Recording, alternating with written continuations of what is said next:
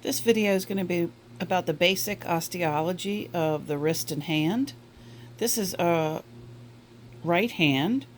We can see the distal radius, the head of the ulna. Here's the ulnar styloid process, the radial styloid process, and this hand is in a supinated position, so we're looking at the palmar or anterior or ventral surface.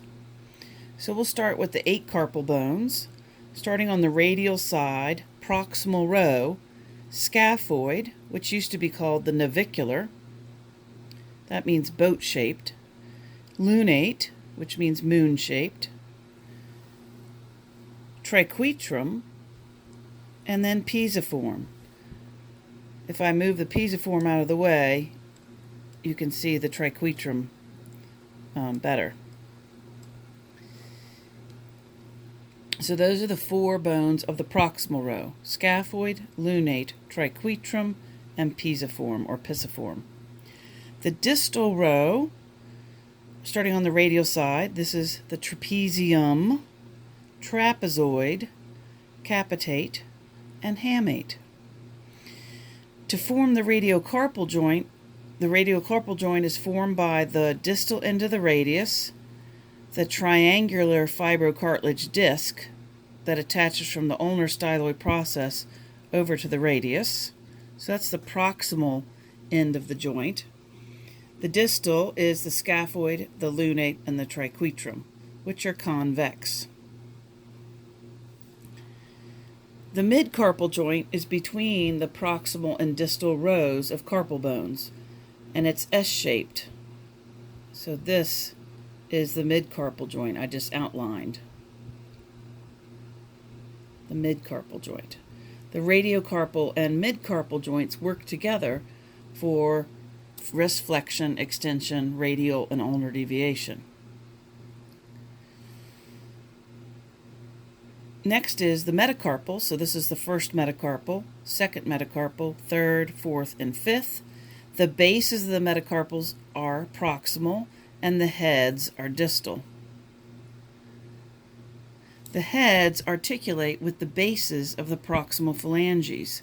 This makes the metacarpal phalangeal joint, which is a condyloid joint. So it's the head of the metacarpal with the base of the proximal phalange.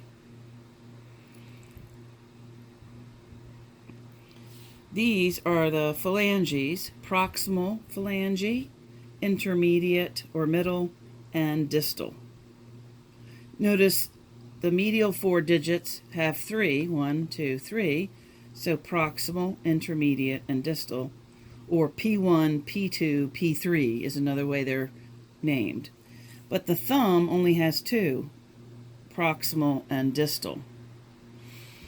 So this is the proximal interphalangeal joint between the base of the middle phalange and the head of the proximal phalange. And then this is the distal interphalangeal joint between the head of the middle phalange and the base of the distal phalange.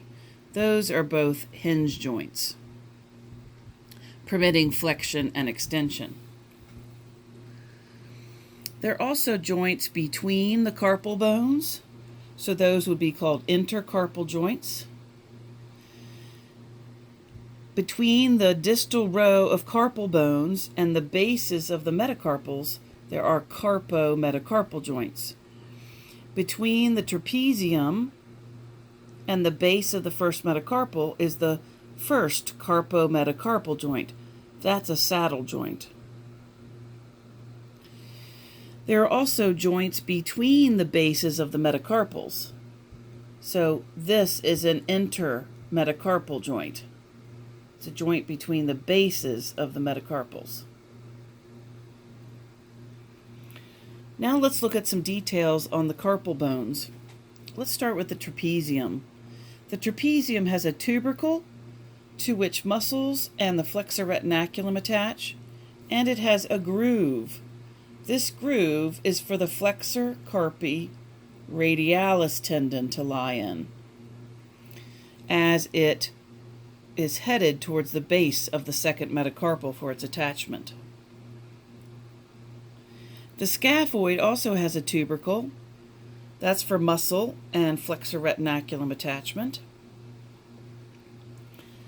The pisiform and the hook of the hamate, this is the hook of the hamate, serve as muscle and ligament attachment, as well as attachment sites for the flexor retinaculum.